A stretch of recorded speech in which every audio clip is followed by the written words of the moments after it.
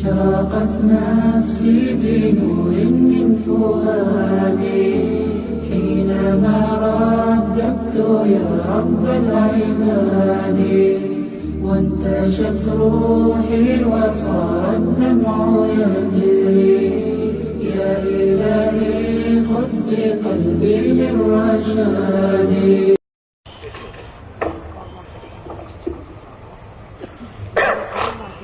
درود شریف پڑھ لیں سب لوگ. اللهم صل على محمد وعلى آل محمد كما صليت على إبراهيم وعلى آل إبراهيم إنك حميد مجيد. اللهم بارك على محمد وعلى آل محمد كما باركت على إبراهيم وعلى آل إبراهيم إنك حميد مجيد. الحمد لله حمدا كثيرا طيبا مباركا فيه. سبحانك اللهم وبحمدك لك الحمد على حلمك بعد علمك. سبحانك اللهم وبحمدك لك الحمد على عفوك بعد قدرتك. اللهم صل على محمد عبدك ورسولك وصل على المؤمنين والمؤمنات والمسلمين والمسلمات. اما بعد. صدر محترم، علماء کرام، عزیز ساتھیوں، بھائیوں، بزرگوں اور دوستوں، چاہے آج کا ہمارا یہ زمانہ ہو، چاہے اس سے ملا ہوا پچھلا زمانہ ہو، اور چاہے خیر القرون کا ہی زمانہ کیوں نہ ہو، ہر دور میں امت کے اتحاد اتفاق کو سب سے زیادہ اہمیت دی گئی ہے. مسلمانوں کے تمام خاندانوں کا، تمام ریاستوں کا، تمام طبقوں کا، تمام فرقوں کا آپس میں متحد رہنا یہ آج کی ہی نہیں بلکہ ہر وقت کی سب سے اہم ضرورت رہی ہے، اور اسلام اس کا سب سے بڑا داعی رہا ہے. شاہ ولی اللہ محدث دہلوی رحمۃ اللہ علیہ فرماتے ہیں اسی لیے جماعت کا اہتمام ہوا، جمعہ کا اہتمام ہوا، عیدین کا اہتمام ہوا. جیسے نماز امام کے پیچھے ادا کی جاتی ہے ویسے ہی حج بھی امام الحج کے پیچھے ہوتا ہے. تو کہیں بھی اسلام نے ایمان والوں کے اتحاد کو نظر انداز نہیں کیا. اہل سنت والجماعت جسے کہتے ہیں ان کا بھی سب سے اہم نقطہ نظر یہ ہے کہ اسلام کا نام لینے والے سارے لوگ آپس میں متحد ہو کر کے رہیں. جو انتشار پھیلاتے ہیں، چھوٹی چھوٹی باتوں پر الگ الگ اپنی ٹکڑیاں بنا کر کے اہل السنہ والجماعہ سے، امت مسلمہ سے الگ ہو جاتے ہیں، ان کی اس تخریب کاری کو روکنا وقت کی سب سے اہم ضرورت ہے. آپ غور کر کے دیکھیں، خیر القرون سے لے کے آج تک پورا دین، پورا ایمان، پورا اسلام کس کے پاس رہا ہے، اور چند مسئلے، چند معاملات، چند چیزیں یہ کن کے پاس رہی ہیں. جو خاندان سے الگ ہو جا رہا ہے، جو جماعت سے الگ ہو جا رہا ہے، قابل مذمت کام وہ کر رہا ہے. اصلاح اس کی ہونی چاہیے. اس کے جس غلط خیال کی بنیاد پر اس نے خاندان کو توڑ دیا، جماعت کو توڑ دیا، انتشار پیدا کر دیا، اگر ان مسائل میں اسے سمجھا دیا جائے، بتا دیا جائے، ان کی غلط فہمیاں دور کر دی جائے، تو جو مخلصین ہیں وہ ضرور پلٹ کر کے دوبارہ اس خاندان میں شامل ہو جائیں گے، اس جماعت میں شامل ہو جائیں گے. اور جو کسی دشمن اسلام کا آلہ کار ہیں، جو دیدہ و دانستہ اسلام کو، مسلمانوں کو نقصان پہنچانا چاہتے ہیں، وہ سمجھانے بجھانے کے بعد بھی واپس نہیں آتے۔ یہ میں کسی ایک جماعت کو سامنے رکھ کر کے اصول نہیں عرض کر رہا ہوں، بلکہ اسلام کی 1400 سال کی تاریخ کو سامنے رکھ کر کے کہہ سکتا ہوں۔ اسلام میں سب سے پہلے 2 فرقوں نے الگ جانے کا راستہ نکالا۔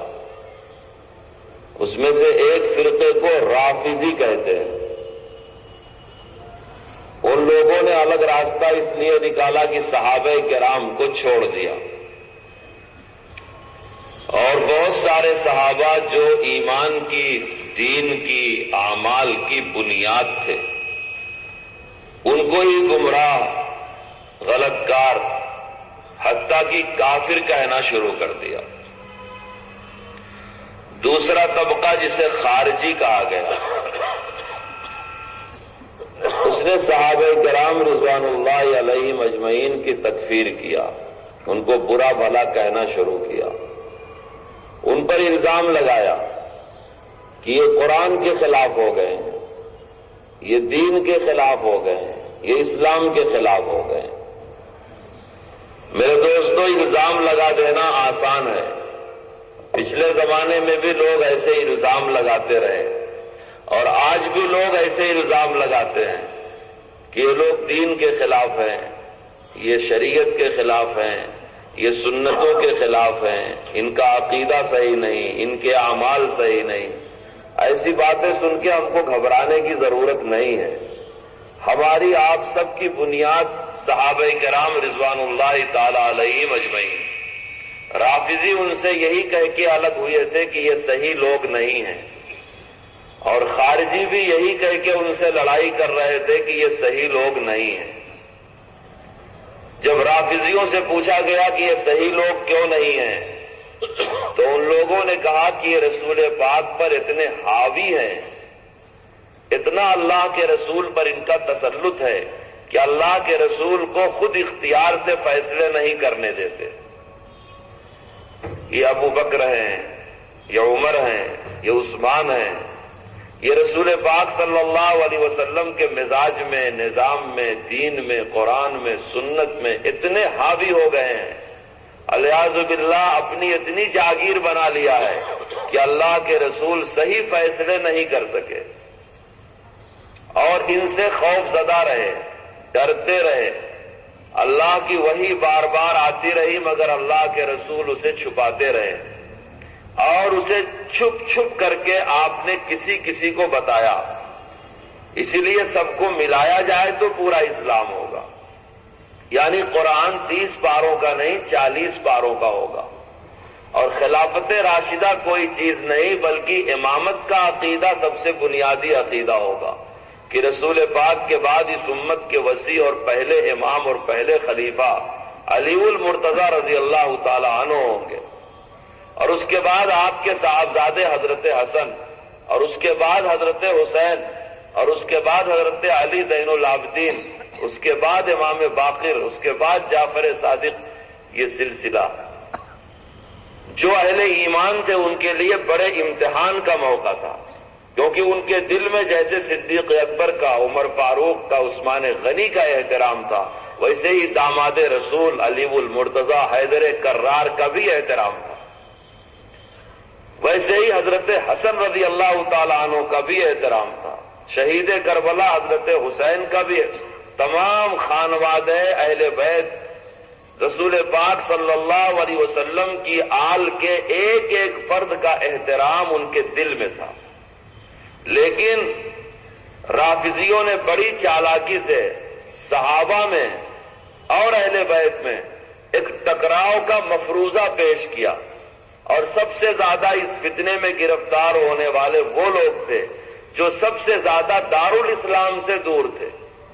مکے کے لوگوں نے ان کے فلسفے کو نہیں مانا، کیونکہ وہ اپنی آنکھوں سے رسول پاک کی زندگی کو دیکھ چکے تھے، اسلامی شاعر کو دیکھ چکے تھے، صحابہ کی صحبت حاصل تھی، وہ جانتے تھے کہ آپس میں ان کے رشتے کتنے ہیں۔ یہ جو مفروضہ ٹکراؤ کا پیش کیا جاتا ہے، پروپیگنڈا کیا جاتا ہے کہ اہل بیت رسول میں اور خلفائے راشدین میں، صحابہ کرام میں بڑا ٹکراؤ ہے۔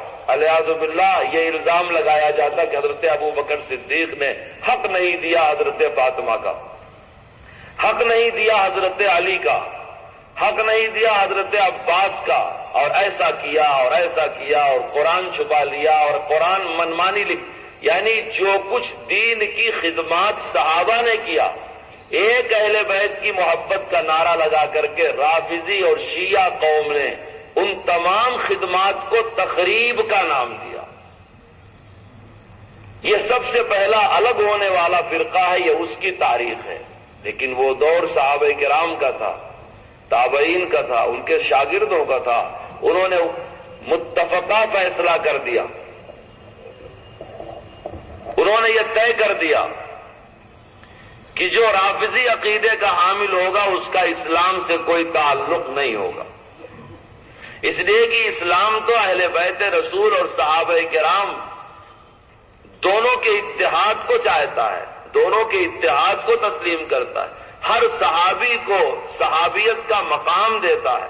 اسلامی عقیدہ ہے، دین کے بنیادی عقائد میں عقیدہ شامل ہے کہ محمد رسول اللہ کا ادنا سے ادنا صحابی بھی ساری امت کے اولیاء اللہ سے افضل ہے، اور اگر ان میں کبھی کسی وجہ سے آپس میں کسی معاملے میں اختلاف ہو گیا تو دونوں طرف کے صحابہ برحق ہیں، ان کے اس اختلاف کو بہانہ بنا کر کے اسلام کے خلاف پروپیگنڈا نہیں کیا جاتا۔ آپ نے میری اتنی بات غور سے سنا ہوگا، تو جیسے پہلے زمانہ کے رافضیوں نے ایک فرضی ٹکراؤ دکھایا صحابہ کرام میں اور اہل بیت اعظام میں، ایسے ہمارے اس زمانے کے غیر مقلدوں نے فرضی ٹکراؤ دکھایا حدیث میں اور امام میں، حدیث میں اور سنت میں، اور جیسے رافضیوں نے صحابہ کرام کی تمام خدمات کو تخریبی کارروائی قرار دیا۔ صحابہ حدیث شریف لکھا کرتے تھے، انہوں نے کہا یہ اسلام میں کمی بیشی کر رہے ہیں۔ صحابہ کرام کے گھروں میں قرآن شریف کے نسخے تھے، کسی نے ہڈیوں پہ لکھ رکھا تھا، کسی نے پتھروں پہ لکھ رکھا تھا، کسی نے چمڑوں پر لکھ رکھا تھا۔ صدیق اکبر نے سب کو جمع کرایا، رافضی اور شیعہ الگ ہو گئے، بولے ہم صدیق اکبر والا قرآن نہیں مانتے۔ عثمان غنی رضی اللہ تعالیٰ عنہ نے تمام قرتوں کو کنارے کر کے ایک لغت قریش پر اور ایک قرت پر قرآن شریف لکھوا کر کے اس کے 7 نسخے تیار کروا کر کے دارالاسلام کی 7 بڑی جامع مسجد میں اسے پہنچا دیا۔ رافضیوں نے کہا ہم اسے نہیں مانتے۔ پوری دنیا خراج عقیدت پیش کرتی ہے سیدنا صدیق اکبر کو کہ نبی پاک کے بعد اگر کوئی سب سے بڑا ہے، کسی نے امت کو سب سے زیادہ سنبھالا ہے تو وہ ابو بکر صدیق ہیں۔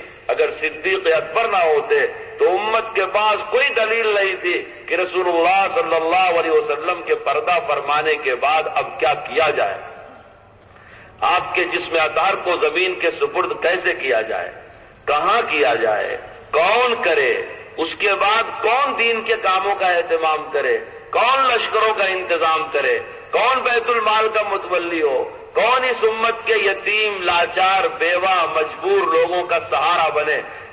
اگر صدیق اکبر نہ ہوتے تو کسی کی عقل کام نہیں کر رہی تھی۔ صدیق اکبر کا امت پر اتنا بڑا احسان، اتنا بڑا احسان ہے کہ انہوں نے محمد رسول اللہ صلی اللہ علیہ وسلم کے پردہ فرمانے پر اس امت کو سنبھالا۔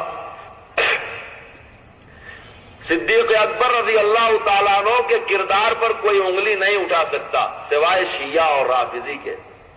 صدیق اکبر کی ساری زندگی کی خدمات، عمر فاروق رضی اللہ تعالیٰ عنہ کی ساری خدمات، عثمان غنی رضی اللہ تعالیٰ عنہ کی ساری خدمات، جن کو قرآن نے برحق کہا، جن کو رسول اللہ نے برحق کہا، جن کو حدیث شریف نے برحق کہا، جن کو پوری امت مانتی ہے، اور مسلمان رہنے کے لیے ان کو تسلیم کرنا فرض ہے سوائے رافضی اور شیعہ کے۔ شیعہ ان کی تمام تعمیری کارروائی کو اسلام کی تخریب سے تعمیر کرتے ہیں۔ قرآن کریم کا اکٹھا کرنا، ابو بکر صدیق کا یہ عمل رافضیوں کی نگاہ میں تخریب ہے۔ اس کا لغت قریش پر لکھنا، حضرت عثمان کا یہ عمل روافض کے نزدیک تخریب ہے۔ میں آپ کا زیادہ وقت اس بات میں نہیں لینا چاہتا، صرف ایک اشارہ کرنا چاہتا ہوں کہ جیسے دین کی خدمت کی ہر کارروائی کو روافض نے دین کی تخریب کا نام دیا کہ ان لوگوں نے دین کو بگاڑا اور فرضی ٹکراؤ دکھایا صحابہ کرام میں، خلفائے راشدین میں، اہل بیت میں، خانوادہ نبوت میں، حالانکہ وہ تو ایک دوسرے کے رشتہ دار ہیں، ایک دوسرے کا احترام کرتے ہیں، ایک دوسرے کے ساتھ رہتے ہیں، ایک دوسرے سے ہر دکھ درد میں میرے دوستوں قریب ہوتے ہیں، حقوق ادا کرتے ہیں۔ جب تک ایک دوسرے سے مل نہ لے ان کے دلوں کو قرار اور چین نہیں آتا۔ سوانح اور سیرت کی کتابیں بھری پڑی ہیں، صحابہ جیسا اخلاص کا، ہمدردی کا، خیر خواہی کا معاشرہ روئے زمین پہ دوبارہ کبھی بن نہیں سکتا۔ وہاں صورتحال یہ ہے، لیکن یہاں رافضیوں کی صورتحال یہ ہے کہ وہ ان صحابہ کرام کی تمام کارروائیوں کو اسلام کے لیے تخریبی کارروائی کہتے ہیں۔ اس پہلے فتنے سے آج اس دور کے آخری فتنے کا موازنہ کریں، یہاں بھی فرضی ٹکراؤ دکھایا جاتا ہے۔ بخاری میں اور ابو حنیفہ میں فرضی ٹکراؤ، امام مسلم میں، ابو حنیفہ میں فرضی ٹکراؤ، ائمہ حدیث ابن ماجہ، نسائی، ابو داؤد، ترمذی حدیث شریف کی جتنی حدیث میں اور اماموں کے مسئلوں میں ایک فرضی ٹکراؤ پیش کیا جاتا ہے۔ کہا جاتا ہے امام نے یہ مسئلہ بتایا، حدیث میں یہ ہے، رسول اللہ یہ کہہ رہے ہیں، امام یہ کہہ رہا ہے۔ جیسے شیعوں نے اتنے بڑے دھوکے سے کام لیا اور ان کے دھوکے میں آنے والے مکے مدینے کے لوگ بہت کم تھے، وہ لوگ تھے جو دور دراز رہتے تھے، کوئی مصر سے تھا، کوئی شام کا تھا، کوئی دمشق کا تھا، کوئی ہمس کا تھا، کوئی بحرین کا تھا۔ کیوں؟ اس لیے کہ جن کو صحبت حاصل ہے، جو قریب ہیں، جو اپنی آنکھوں سے دیکھ رہے ہیں، جن کے درمیان وہ گواہ زندہ ہے کہ حضرت علی کا حضرت ابوبکر صدیق سے کتنا گہرا تعلق تھا اور کیسا برتاؤ تھا، جو دیکھ رہے ہیں کہ اللہ تعالیٰ نے قرآن کریم کیسے کیسے نازل کیا اور صحابہ نے اپنے گھروں میں لکھ کر کے اس کی کیسے حفاظت کیا اور صدیق اکبر نے کیسے لکھا، وہ ان رافضیوں کے دھوکے میں نہیں آئے۔ ان کے دھوکے میں وہ لوگ آئے جن کے دلوں میں صحابہ کرام سے بغض تھا، ان کو ایک بہانہ مل گیا اور انہوں نے جی بھر کر کے صحابہ کرام رضوان اللہ علیہ مجمعین کی بے ادبی کیا۔ آج بھی میں آپ کے ہاں دیکھو ایک سوال کر کے جاتا ہوں یہاں کے غیر مقلد چھوٹے بڑے عالم سے، ایک حدیث شریف کی کتاب ایسی ثابت کر دے، ایک حدیث شریف کی کتاب جس کا مصنف چاروں اماموں میں سے کسی کی تقلید کرنے والا نہ ہو، انشاءاللہ اسی کتاب کے برابر تول کر کے سونا ادا کروں گا۔ 1000 2000 نہیں، یہ بخاری، مسلم، ترمذی، نسائی، ابو داؤد، ابن ماجہ، موطا مالک، موطا محمد، حدیث شریف کی جتنی کتابیں ہمارے مدرسوں میں پڑھائی جاتی ہیں، ایک حدیث شریف کی کتاب کے مصنف کے بارے میں ثابت کر دے کہ یہ مصنف ائمہ اربعہ میں سے کسی کا مقلد نہیں تھا، انشاءاللہ اسی کتاب کے برابر تول کے سونا دینے کا وعدہ معصوم ثاقب میسور میں کر کے جاتا ہے۔ میرے دوستوں، ایک رافضیوں کی طرح بہت بڑا دھوکہ ہے، کسی حدیث میں کسی امام کے مسئلے میں کوئی ٹکراؤ نہیں ہے۔ ابو حنیفہ نے جو کچھ کیا دین کی خدمت کیا، امام مالک نے جو کچھ کیا دین کی خدمت کیا، امام شافعی نے جو کچھ کیا دین کی خدمت کیا، امام احمد ابن حنبل نے جو کچھ کیا دین کی خدمت کیا۔ اللہ ان ائمہ کرام کی قبروں کو نور سے بھر دے، اور ایسے حالات میں کیا کہ ان حالات میں ان سے بڑھ کے اور کسی نے خدمت نہیں کیا۔ وہ زمانہ خلفاء کا زمانہ تھا، مسلم بادشاہتوں کا زمانہ تھا۔ میرے دوستو، عامت المسلمین کے دلوں میں ان کے خلفاء کا وہ مقام نہیں تھا جو ان ائمہ کرام کا تھا۔ انہوں نے کاروبار حکومت سے الگ ہو کر کے مسجدوں میں بیٹھ کر کے رسول پاک صلی اللہ علیہ وسلم کے دین کی خدمت کیا۔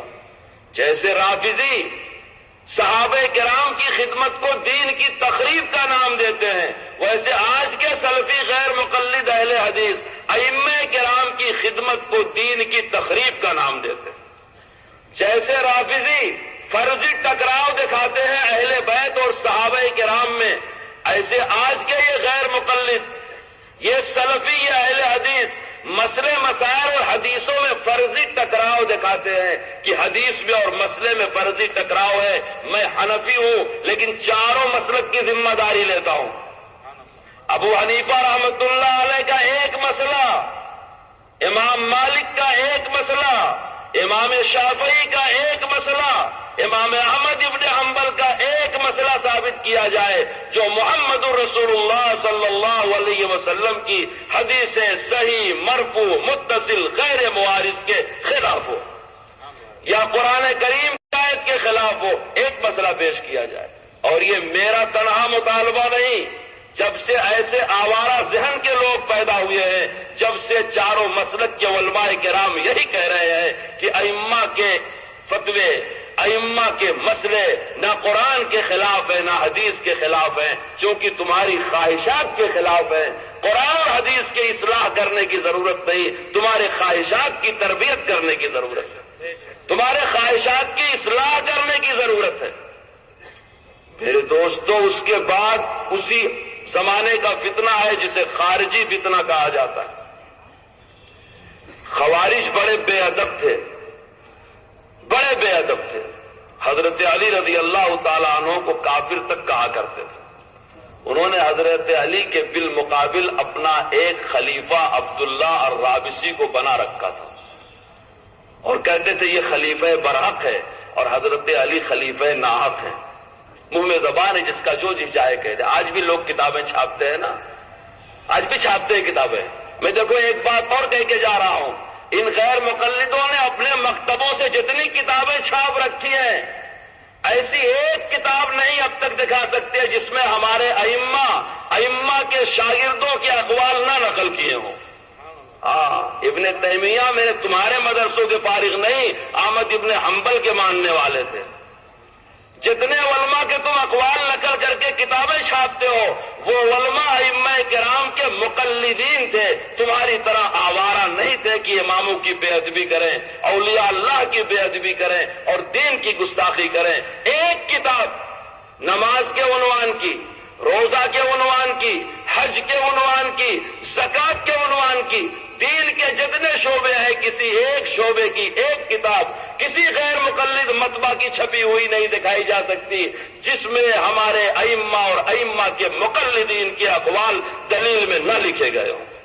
یہ کتنی بڑی نمک حرامی ہے جن کے ذریعے تم کو قرآن پہنچا، جن کے ذریعے تم کو حدیث پہنچی، جن کے ذریعے تم کو علم پہنچا، جن کے ذریعے تم کو رسول پاک کی وراثت پہنچی، تم سب کو گمراہ کہتے ہو، مشرک کہتے ہو. تم خود حق والے کیسے ہو سکتے ہو؟ ہمارا ایک دوست سنا رہا تھا، ایک گجراتی جماعت میں جا کر کے آیا، 4 مہینہ لگا کر کے واپس آنے کے بعد پان کی دکان پہ ایک مولانا صاحب سے ملاقات ہو گئی. وہ مولانا صاحب حفیظ اللہ تھے، اللہ ان کی حفاظت فرمائے، نفس پرستی سے، خواہش پرستی سے اللہ ان کی حفاظت فرمائے. کبھی کسی بے نمازی کو نمازی نہیں بناتے، لیکن جب کوئی نمازی بن گیا تبلیغی جماعت کی برکت سے، کسی مولوی مدرسے کی برکت سے، تو اس کی نماز میں وسوسہ ڈالنے آتے ہیں. میں بولتا ہوں مجھے نماز سکھا دو، میری پوری قوم مجھ سے سیکھ لے گی. بھئی اتنا اعتماد تو پیدا کرو. اتنا تو مجھے الحمدللہ یہ اعتماد ہے کہ میں جو مسئلہ بتاؤں گا میری قوم اسے مانے گی. تم یہ اعتماد پیدا کر لو اپنے اندر کہ تمہارے بتائے ہوئے مسئلے بھی قوم ماننے لگے. تم تو نہ کسی کو مانتے نہ تم کو کوئی مانتا، سوائے تمہارے ہی جیسے کچھ ہاف ٹکٹ کے، اور تو کوئی نہیں ملتا. بھئی جب تم کسی کی نہیں مانتے تمہاری کون مانے گا؟ اگر تم کو اصلاح کی خواہش ہے، تم لوگوں کے دینی ہمدرد ہو، ایک میری نماز صحیح کرا دو، انشاءاللہ میں صحیح ہو گیا تو میری پوری قوم پر مجھے اعتماد ہے کہ وہ صحیح کر لے گی. آج بھی ہماری قوم دارالفتہ سے فتویٰ آ جاتا ہے مان جاتی ہے. ہمارے ہاں تو دارالفتہ لگے ہوئے ہیں، ہر علاقے میں کوئی نہ کوئی ایک عالم دین، عالم ربانی بیٹھا ہوا ہے، ہر علاقے میں ہمارے مدرسے بیٹھے ہوئے ہیں، یہ سب دین کی خدمت میں لگے ہوئے ہیں. اگر آپ یہ سمجھتے ہو کہ امت 1400 سال سے گمراہی کے گڈھے میں گری ہوئی ہے اور رسول پاک کو چھوڑ کے اماموں کو مان رہی ہے اور بہت ٹکراؤ ہو رہا ہے، بڑی گڑبڑی ہو رہی ہے، 4 شریعتیں بن گئی، 4 اسلام بن گیا، 4 مسلح بن گیا، 4 مسئلہ بن گیا، ان قریب ایسا ٹکراؤ ہوگا کہ قیامت آ جائے گی۔ جو مفروضہ پیش کرتے ہو، اگر تمہارے دل میں امت کی ہمدردی ہے، ہمارے علماء سے کیوں نہیں ملتے؟ آؤ نا ہمارے مدرسوں میں، ہمارے علماء کے پاس، ہمارے ائمہ کے پاس دلائل مسائل کے ساتھ سمجھ لو۔ عوام کا کام مسائل کو دلائل کے ساتھ سمجھنا سمجھانا نہیں ہے۔ میں قصہ سنا رہا تھا، پان کی دکان پہ حفظہ اللہ مولانا صاحب سے ملاقات ہوئی، دیکھا تو آزاد تھا، اب آیا تو ماشاءاللہ داڑھی بھی ہے، رومال بھی لگائے ہوئے، اچھا ہے، آگے بڑھ کے سلام بھی کیا اس 4 مہینے کے ساتھی نے۔ مولانا صاحب نے خیر خیریت پوچھا، وہ کوئی تھا اچھا آدمی، علماء کی صحبت میں رہا ہوا۔ یہ جتنی پریشانیاں آ رہی ہیں لوگوں کو، کہ ایک SMS پہ ان کا خیال بدل جاتا ہے، اس لیے کہ ان کا کسی عالم سے تعلق نہیں ہے۔ اگر علماء سے تعلق ہو تو اپنے علماء سے پوچھ سکتے ہیں، جب علماء سے تعلق نہیں، میرے دوستوں کو کورس تو الفاظ ہی سکھاتے ہیں، آدمی آدمی بناتے ہیں نا۔ اللہ نے قرآن شریف رسول پاک پر نازل کیا، رسول پاک نے اپنی سنتیں صحابہ کرام پر جاری کیا۔ ہمارے ہاں علم اور عمل دونوں الگ الگ نہیں ہے، ہمارے ہاں علم کے ساتھ عمل ہے، اور دیکھ کر کے ہے کہ کیسے یہ عمل کیا گیا۔ اس لیے اپنے علماء سے تعلق رکھو، انشاءاللہ یہی فتنہ نہیں، کسی فتنے کا شکار نہیں ہوگے۔ اور اگر علماء سے تعلق نہیں ہوگا تو خود ہم ایک فتنہ بن جائیں گے، چاہے کسی فتنے کا شکار ہونے کا معاملہ ہو، ہم خود ایک فتنہ بن جائیں گے۔ تو اس کا کسی مولوی سے تعلق تھا، ان مولانا صاحب کی گفتگو شروع، اس نے کہا دیکھیے مولوی صاحب، میں ایک آزاد آدمی تھا، نماز روزے کی فکر نہیں تھی، اب جماعت والوں نے مجھے کچھ سکھا دیا ہے، میں یہ فیصلہ کر کے آیا ہوں کہ آپ میرے